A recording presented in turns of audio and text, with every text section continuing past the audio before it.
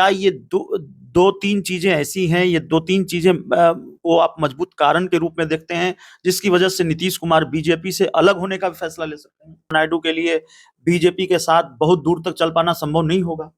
निश्चित तौर पर नीतीश जी के लिए खासकर चलना मुश्किल होगा, लेकिन तो नीतीश जी निर्णय कुछ ले सकते हैं।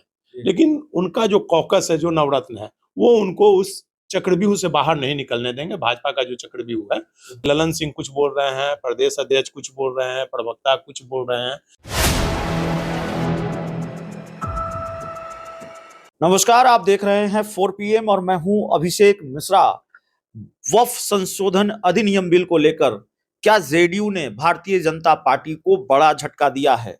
सवाल इसलिए है क्योंकि एक तरफ संसद में जेडीयू के जो पूर्व राष्ट्रीय अध्यक्ष हैं, मौजूदा वक्त में केंद्रीय मंत्री और सांसद ललन सिंह इस बिल का समर्थन करते हैं और इस बिल की तारीफ भी करते हैं, इस बिल के साथ खड़े नजर आते हैं।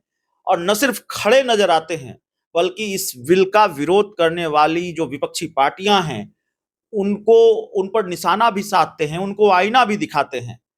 दूसरी तरफ आज जेडीयू के मुख्य प्रवक्ता नीरज कुमार का बयान आया है। नीरज कुमार ने कहा है कि हमने इस बिल का समर्थन नहीं किया है।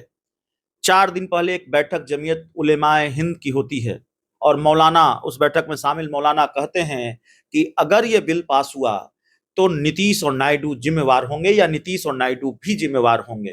तो क्या मुस्लिम संगठनों के डर से जेडीयू ने वक्फ संशोधन अधिनियम बिल को लेकर यू टर्न लिया है? जेडीयू के अंदर जो बवाल नजर आ रहा था या जेडीयू के अंदर मुस्लिम नेताओं में जो नाराजगी नजर आ रही थी बीजेपी को लेकर, क्या उसकी वजह से पार्टी ने यू टर्न लिया है? इन सवालों पर बातचीत करेंगे। हमारे साथ बिहार के वरिष्ठ पत्रकार संतोष कुमार सर हैं। सर, संसद में ये बात जग जाहिर है कि संसद में वक्फ संशोधन अधिनियम बिल का ललन सिंह ने समर्थन किया और उसके बाद आज जेडीयू के मुख्य प्रवक्ता नीरज कुमार ने कहा है कि नहीं, हमने समर्थन नहीं किया है। उनके जो शब्द हैं वो ये हैं कि अगर वैचारिक मतभेद नहीं होता तो ये बिल जेपीसी में क्यों जाता? समर्थन किया, समर्थन जैसी कोई बात ही नहीं है, हमने समर्थन क्यों कहाँ किया है? तो जेडीयू का यू टर्न है या नहीं है, और यू टर्न है तो क्यों है? क्या देख रहे हैं आप? देखिए, यहाँ सरकार और पार्टी दो अलग अलग चीजें।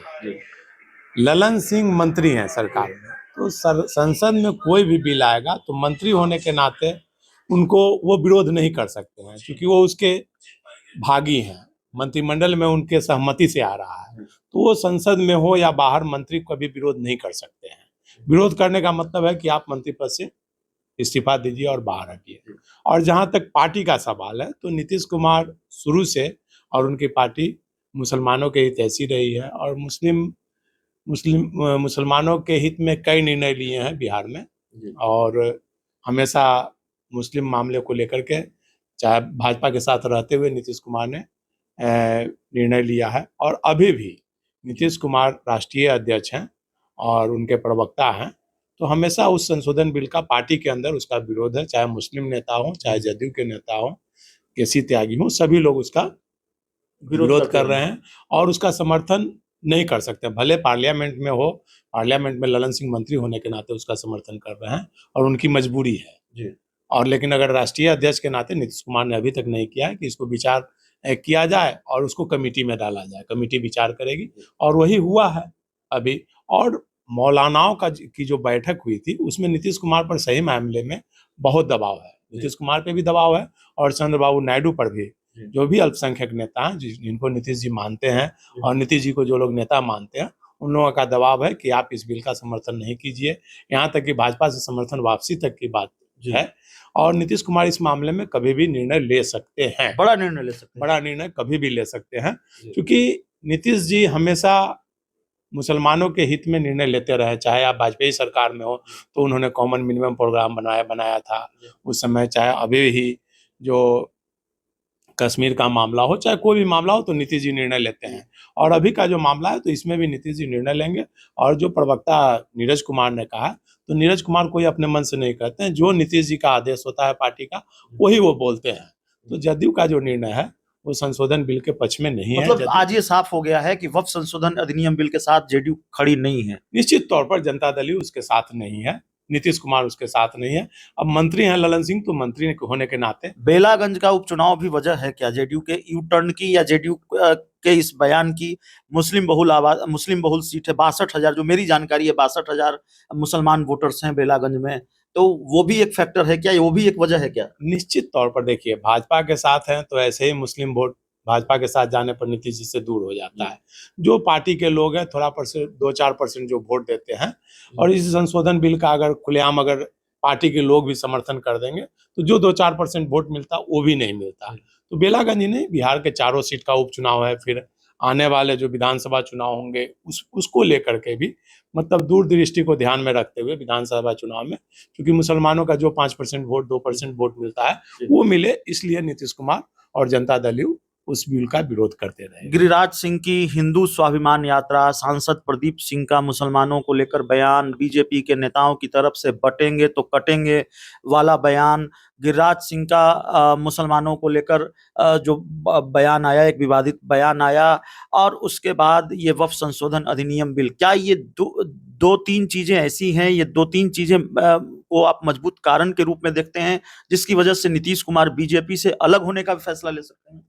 देखिए, गिरिराज सिंह का बयान है वो, चाहे भाजपा सांसद पर जो हमले का बयान है, जो धमकी दी गई वो बयान है, सभी बयानों को लेकर के अगर देखा जाए तो भारतीय जनता पार्टी का मूल जो एजेंडा है हिंदू वोट बैंक, जो कि लोकसभा चुनाव में नुकसान हुआ, अयोध्या सीट हार गई, हिंदू वोट में कहीं ना कहीं बिखराव हुआ, तो उस वोट की एकजुटता के लिए गिरिराज सिंह ने हिंदू स्वाभिमान यात्रा शुरू बेचैनी की। भी कर सकते हैं, बेचैनी कहिए, और वोट बैंक को मजबूत करना, कि अगर हिंदू हिंदू नहीं करेंगे, हिंदू वोट बटेगा तो भारतीय जनता पार्टी कहीं की नहीं रहेगी।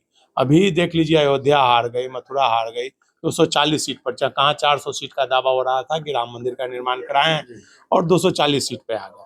तो उस सीट को बढ़ाने के उद्देश्य से हिंदू स्वाभिमान यात्रा की जा रही है, चाहे वक्फ संशोधन बिल आया जा रहा है, इसलिए कि जितना मुसलमान के खिलाफ एंटी होंगे, मुसलमान के खिलाफ जितना नारेबाजी होगी, मुसलमान जितना उग्र होंगे, उतना ही हिंदू वोट फिर एकजुट तो ऐसी होंगे। परिस्थिति आएगी आने वाले दिनों में कि नीतीश और नायडू के लिए बीजेपी के साथ बहुत दूर तक चल पाना संभव नहीं होगा। निश्चित तौर पर नीतीश जी के लिए खासकर चलना मुश्किल होगा, लेकिन अभी जो स्थिति है नीतीश जी की, नीतीश जी उतने स्वस्थ नहीं है, अब निर्णय लेने की स्थिति में नहीं है। नौकरशाह सरकार चला रहे हैं, और उनके जो नवरत्न है वो सरकार चला रहे हैं, वो जो डिसीजन लेते हैं वो कर पाते हैं। अब नीतीश जी ऐसी परिस्थिति में, अगर निर्णय लेने की स्थिति में अगर नीतीश जी रहेंगे तो निश्चित तौर पर वो भाजपा से अलग होंगे, लेकिन अभी नीतीश जी निर्णय लेने की स्थिति में नहीं है। उनके साथ जो है वो लोग भाजपा विचारधारा के लोग हैं, तो वो लोग उनको भाजपा से अलग नहीं होने देंगे। फिलहाल बहुत विकट परिस्थिति ना हो जाए, जदयू का वोट बैंक जैसे प्रशांत किशोर के कारण, जैसे पिछले बार चिराग पासवान ने खड़ा होकर नीतीश जी को 40 सीट पर लाने का काम किया, उसी प्रकार इस बार प्रशांत किशोर, अगर उपचुनाव में पता चल जाएगा कि upper caste vote Nitish ji को मिला या नहीं, अगर वो पता चल जाए कि भाई अपर कास्ट का वोट, बीजेपी का वोट नीतीश जी को नहीं मिल रहा है, तो नीतीश जी निर्णय कुछ ले सकते हैं। लेकिन उनका जो कॉकस है, जो नवरत्न है, वो उनको उस चक्रव्यूह से बाहर नहीं निकलने देंगे, भाजपा का जो चक्रव्यूह है। तो नीतीश जी की मजबूरी है अभी भाजपा के चक्रव्यूह में रहना, और इसीलिए देख रहे हैं कि ललन सिंह कुछ बोल रहे हैं, प्रदेश अध्यक्ष कुछ बोल रहे हैं, प्रवक्ता कुछ बोल रहे हैं, तो नीतीश जी अब निर्णय लेने की स्थिति में नहीं है।